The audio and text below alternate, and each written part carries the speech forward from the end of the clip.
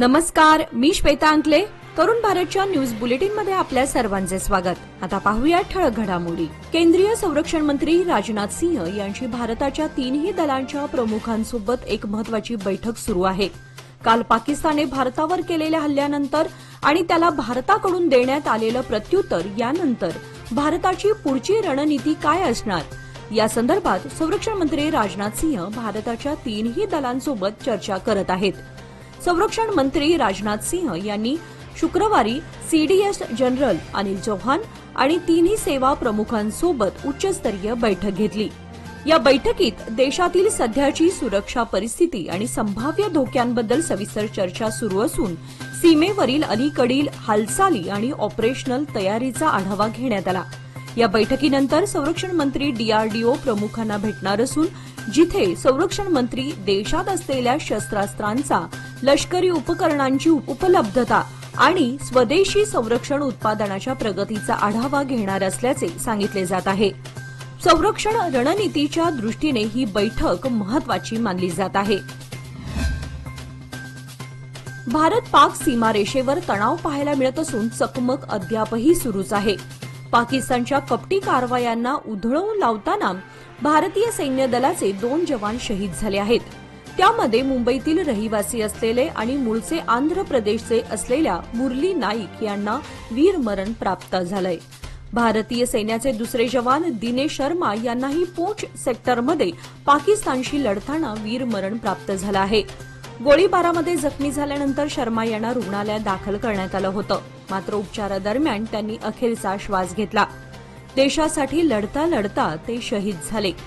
जम्मू काश्मीरजवळ पाकिस्तानच्या हल्ल्यात घाटकोपरच्या कामराजनगरमधील रहिवासी मुरली श्रीराम नाईक हे जवान शहीद झाले आहेत.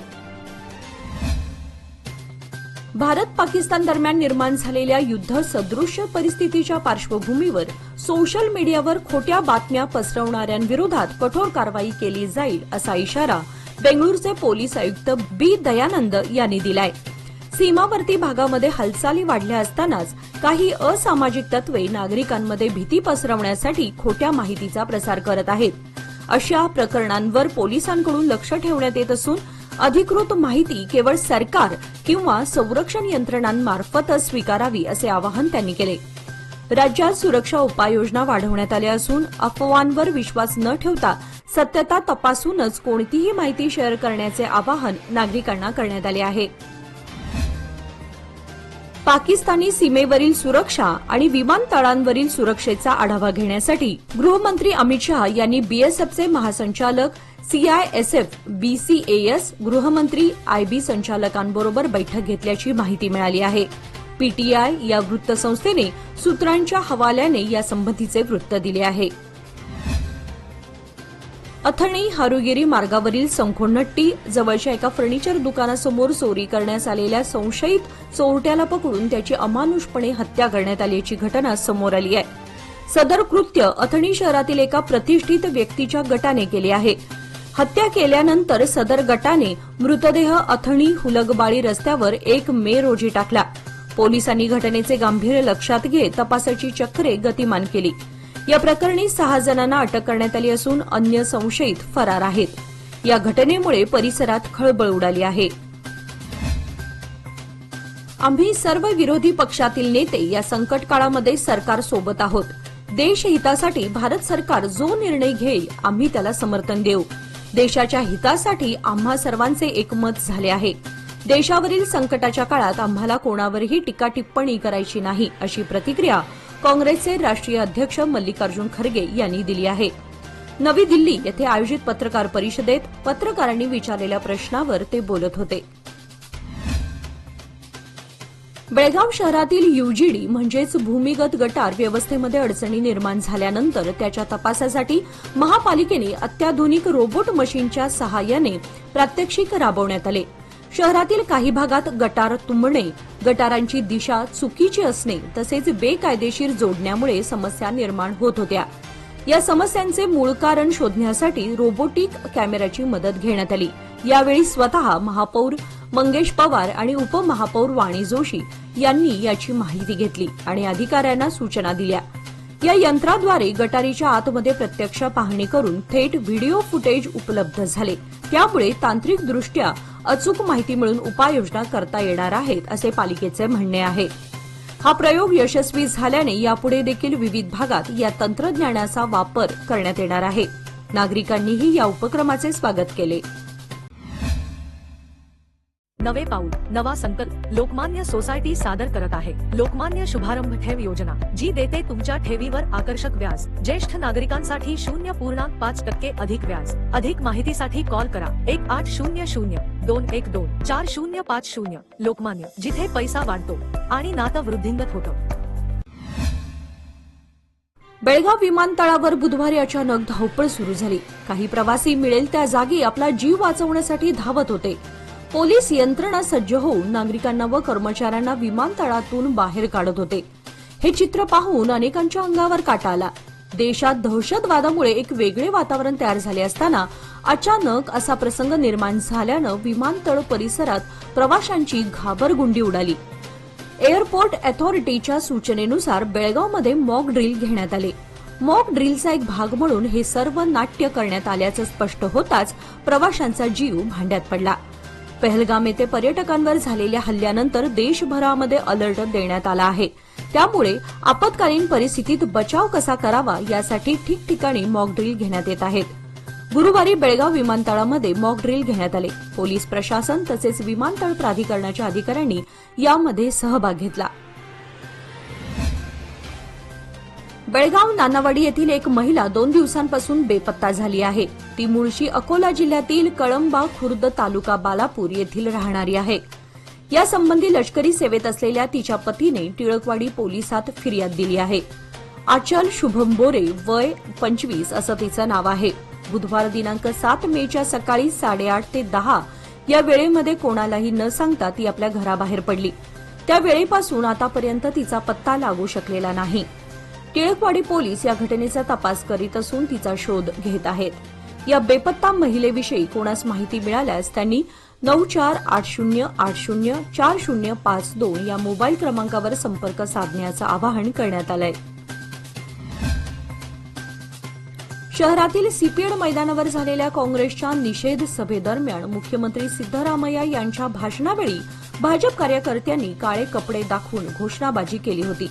या घटनेमुळे सुरक्षेतील गंभीर त्रुटी समोर आल्या आहेत। या पार्श्वभूमीवर कॅम्प पोलीस स्थानकाचे सीपीआय अल्ताफ हुसेन मुल्ला यांना निलंबित करण्यात आले। बेळगाव शहर पोलीस आयुक्त याडा मार्टिन यांनी हा आदेश दिला। याआधी या प्रकरणात कॅम्प पोलीस स्थानक आणि खडेबाजार पोलीस स्थानकाचे 2 पोलिसांचे निलंबन करण्यात आले होते।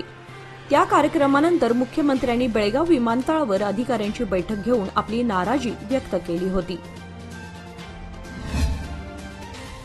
भारताने पहलगाम दहशतवादी हल्ल्याचा बदला घेण्यासाठी 6 मेच्या मध्यरात्री ऑपरेशन सिंदूर राबवले।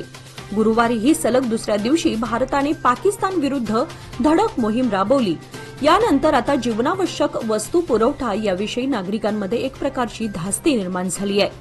आपल्याला कदाचित पुढे इंधन मिळणार नाही या भीतीने अनेक ठिकाणी अतिरिक्त इंधन खरेदी केली जात आहे। देशभरात इंधनाचा साठा भरपूर प्रमाणात उपलब्ध आहे। आमच्याकडून सर्वत्र सुरळीत इंधन साठा पुरवला जात आहे। त्यामुळे ग्राहकांनी घाबरून न जाता अतिरिक्त इंधन खरेदी करण्याचं टाळावं अशी माहिती इंडियन ऑइल कॉर्पोरेशन लिमिटेडच्या वतीने आज शुक्रवारी 9 मे रोजी सकाळी अधिकृतरित्या आपल्या एक्स या ट्विटर हँडलवर माहिती दिली आहे। काश्मीरमधील पहलगाम येथे भारतीय पर्यटकांवर झालेल्या हल्ल्यानंतर भारताने दिलेल्या प्रत्युत्तराच्या पार्श्वभूमीवर देशभरातील महत्वाच्या रेल्वे स्थानकांवर सतर्कता वाढवण्यात आली आहे। हुबळी रेल्वे विभागांतर्गत बेळगाव, हुबळी जंक्शन, धारवाड, लोंढा, वास्को इत्यादी ठिकाणी कडक सुरक्षा तैनात वाढवण्यात आली आहे। रेल्वे पोलीस, राज्य पोलीस आणि श्वान पथकांची नेमणूक करून प्रवाशांच्या बॅग्सची तपासणी तसेच मेटल डिटेक्टरद्वारे सुरक्षा तपासणी केली जात आहे। कोणतीही संशयास्पद हालचाल दिसल्यास तात्काळ चौकशी केली जात आहे।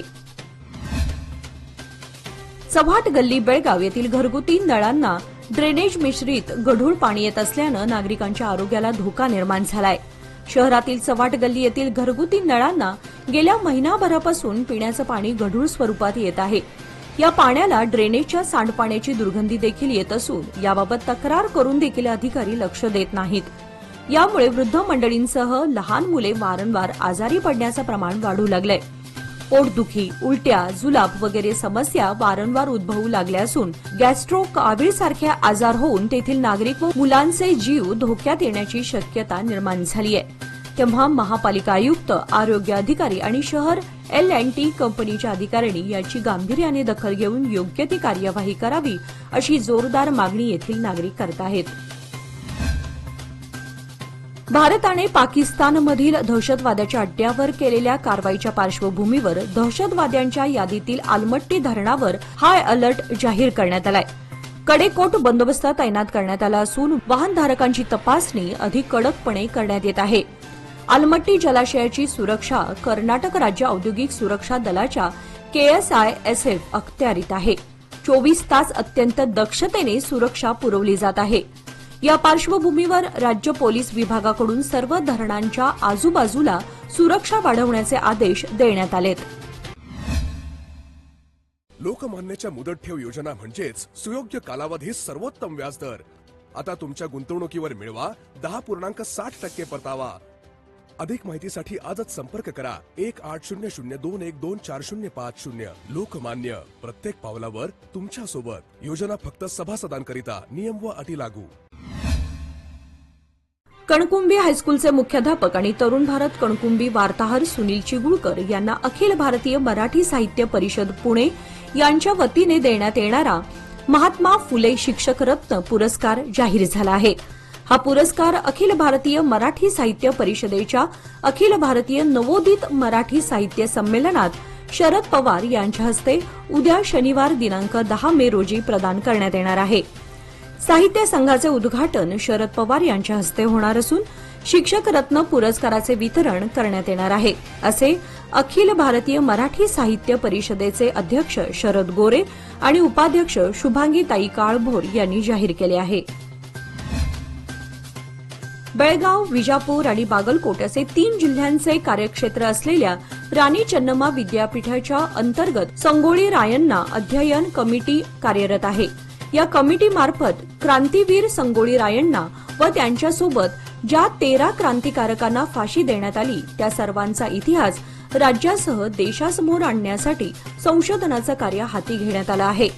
यासाठी मुख्यमंत्री सिद्धरामय्या यांनी 2 कोटी रुपयांचा निधी मंजूर केला असून आणखी 5 कोटींच्या निधीची मागणी केल्याची माहिती बुडा अध्यक्ष लक्ष्मणराव चिंगळे यांनी दिली. विद्यापीठाच्या संगोळी रायण्णा अध्ययन कमिटीवर तज्ज्ञ संचालक म्हणून बेळगाव बुडाचे अध्यक्ष लक्ष्मणराव चिंगळे यांची निवड झाली आहे. यानंतर गुरुवारी कमिटीची बैठक पार पडली. यावेळी ते बोलत होते. शासनाच्या माध्यमातून स्वच्छतेचा नारा नेहमीच दिला जातो. शहरांमध्ये स्वच्छ शहर, सुंदर शहर, तर ग्रामीण भागामध्ये स्वच्छ गाव, सुंदर गाव या माध्यमातून स्वच्छता मोहिमा राबवल्या जातात. नागरिकांचा देखील या आवाहनाला चांगलाच प्रतिसाद मिळतो. परिसर स्वच्छतेला अधिकाधिक महत्त्व दिलं जात नाही. शासनाकडून दिले जाणारे पुरस्कार मिळवण्यासाठी स्थानिक स्वराज्य संस्था वेगवेगळे उपक्रम राबवताना दिसतात. अशा परिस्थितीत निपाणीत मात्र सद्यस्थितीला वेगळीच परिस्थिती निर्माण झाली आहे. स्वच्छ भारत अभियान अंतर्गत स्वच्छतागृहे उभारण्याला प्राधान्य दिलं आहे. निधी मंजूर देखील केला असून नगरपालिकेने आपला वाटा देत कंत्राटदारांनीही काम सुरू केलं. पण राज्य व केंद्र शासनाकडून मिळणारा निधी मात्र पाठपुराव्यानंतर सुद्धा प्राप्त झालेला नाही. याचाच परिणाम म्हणून शहरात उभारण्यात येणाऱ्या 3ही स्वच्छतागृहांचे काम अर्धवट अवस्थेत थांबलेले आहेत. यामुळे नागरिकांची मोठी गैरसोय होत आहे. स्वच्छ शहराचा नारा, निधीला मात्र कुठेच मिळेना थारा, अशी विदारक स्थिती यातून निर्माण झाली आहे. ऑपरेशन सिंदूरमध्ये सहभागी झालेल्या भारतीय जवानांना पाठिंबा दर्शवण्यासाठी कर्नाटक काँग्रेसतर्फे बेंगळूरमध्ये भव्य तिरंगा रॅलीचे आयोजन करण्यात आले. मुख्यमंत्री सिद्धरामय्या, उपमुख्यमंत्री DK शिवकुमार यांच्यासह काँग्रेसचे नेते व कार्यकर्ते मोठ्या संख्येने सहभागी झाले. देशभक्तीचा संदेश देत सैन्याच्या कार्याचे समर्थन करण्यासाठी नागरिकांनी तिरंगा हातात घेऊन घोषणाबाजी केली. भारत आणि पाकिस्तान यांच्यातील संघर्षाच्या पार्श्वभूमीवर सुरक्षेच्या दृष्टीने उर्वरित सर्व आयपीएल सामने एका आठवड्यासाठी स्थगित करण्याचे आदेश बीसीसीआयने दिलेत. गेल्या 1 महिन्यापासून सुरू असलेली आयपीएल स्पर्धा अंतिम टप्प्यात पोहोचली होती. मात्र काल सीमारेषेवर तणावपूर्ण परिस्थिती निर्माण झाल्यामुळे दिल्ली आणि पंजाब यांच्यात सुरू असलेला सामना तात्पुरता थांबवण्यात आला. आयपीएलमध्ये परदेशी खेळाडू सहभागी असल्यामुळे त्यांना त्यांच्या देशात परत पाठवण्याची शक्यता देखील वर्तवली जात आहे. आयपीएल 2025चे उर्वरित 16 सामने, ज्यात प्ले ऑफ आणि अंतिम सामना यांचा समावेश होता, ते आता एका आठवड्यासाठी स्थगित करण्यात आले आहेत. या निर्णयामुळे क्रिकेटप्रेमींमध्ये निराशा असली तरी देशाच्या सुरक्षेच्या दृष्टीने हा निर्णय आवश्यक असल्याचं म्हटलं जात आहे. आरएसएसचे सरसंघचालक मोहन भागवत आज बेळगावातील सांब्रा विमानतळावर दाखल झाले. त्यांच्या आगमनानंतर विमानतळावर सीआयएसएफ जवान व पोलिसांची सुरक्षा व्यवस्था वाढवण्यात आली होती. भागवत हे विमानतळावरून थेट रस्ता मार्गे धारवाडकडे रवाना झाले असून ते पुढील 2 दिवस धारवाडमध्ये मुक्कामी असणार आहेत. तेथे राष्ट्रीय उत्कर्ष केंद्रात आयोजित आरएसएस शिबिरामध्ये त्यांचा सहभाग असणार आहे. त्यांच्या आगमनावेळी पत्रकारांनी विचारलेल्या ऑपरेशन सिंदूरबाबत प्रतिक्रिया विचारल्या असता देशाची सुरक्षा सर्वतोपरी आहे. अशा कठीण प्रसंगी आम्ही तुम्ही सगळे एक आहोत. सर्वांनी भारत सरकारवर तसेच भारतीय सेनेवर विश्वास ठेवायला हवा असे त्यांनी सांगितले. याचबरोबर आजचे बातमीपत्र इथे संपले. अधिक माहिती आणि ताज्या घडामोडींसाठी पाहत रहा तरुण भारत न्यूज चॅनल. तसेच आमच्या चॅनलला लाईक, शेअर आणि सबस्क्राईब करायला विसरू नका. आणि विश्वासार्ह बातम्यांसाठी दररोज वाचा दैनिक तरुण भारत. धन्यवाद.